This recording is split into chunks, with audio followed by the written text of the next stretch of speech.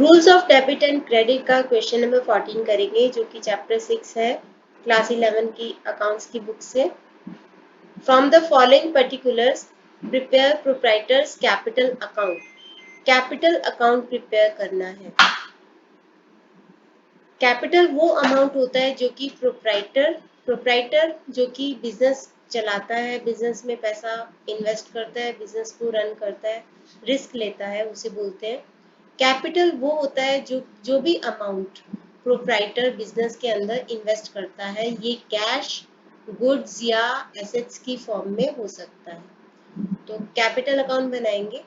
Liabilities, income and capital, जब increase होते हैं तो उसको क्रेडिट करते हैं, डिक्रीज होते हैं तो डेबिट करते हैं। तो आपको ये देखना है कि कैपिटल जब इंक्रीज होगी तो हम उसको उसकी क्रेडिट साइड पे लिखेंगे, और जब डिक्रीज होगी यानी कम होगी तो उसको डेबिट पे लिखेंगे, बढ़ेगी तो उसको क्रेडिट साइड पे लिखेंगे। तो यहाँ पे डेट का भी कॉलम दे रखा है, तो हम डेट का भी एक कॉलम बना लेते हैं। तो यहाँ पे बनाएंगे डेट, पर्टिकुलर्स एंड अमाउंट। इधर भी date, particulars and amount. Proper format इसका हम लेजर वाले चैप्टर में सीखेंगे।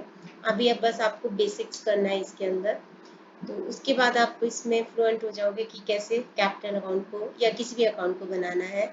यहाँ पे इतना ही रिक्वायर्ड है कि इतना ही करना है, तो आपको प्रॉपर साइड पे रिकॉर्ड करना है। Started business with cash, cash लगाकर बिजनेस शुरू किया।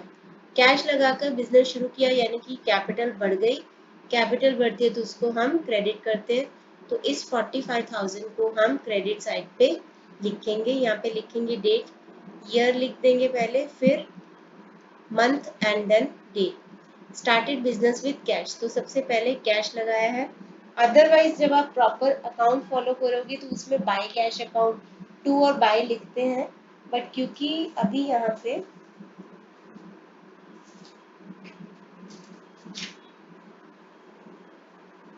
हम इसको लिख ही देते हैं। क्रेडिट साइड पे बाय कैश और डेबिट साइड पे टू लिखेंगे हम, तो इसको लिखते हैं हम बाय कैश अकाउंट।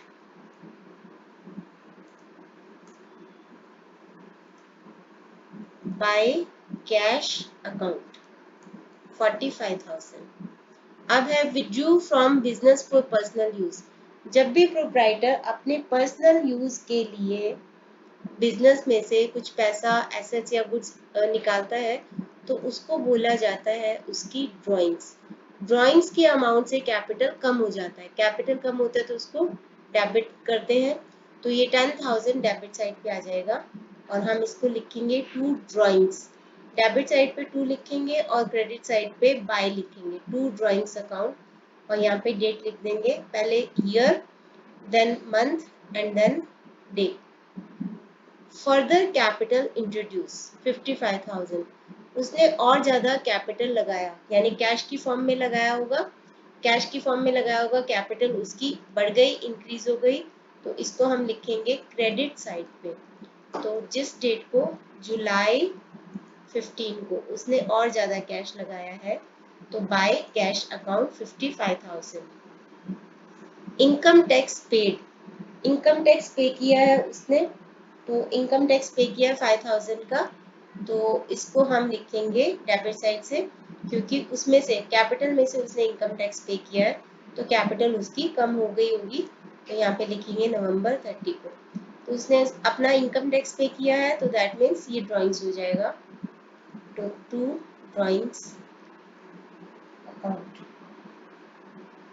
ये आ जाएगा आपका 5,000।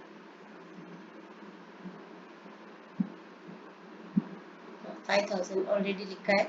प्रॉफिट फॉर द ईयर 30,000, साल के दौरान उसने प्रॉफिट कमाया है। प्रॉफिट कमाया है तो प्रॉफिट की अमाउंट से उसका कैपिटल बढ़ गया होगा। प्रॉफिट से कैपिटल बढ़ जाता है और लॉस से कैपिटल कम हो जाता है, तो कैपिटल बढ़ गया होगा, तो 30,000 कैपिटल बढ़ता है तो उसको क्रेडिट करते हैं, यानी क्रेडिट साइड पे हम लिख देंगे 30,000।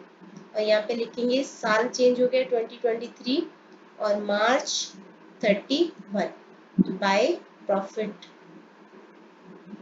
Although profit and loss account होता है, तो यहाँ पे आप लिखोगे 30,000।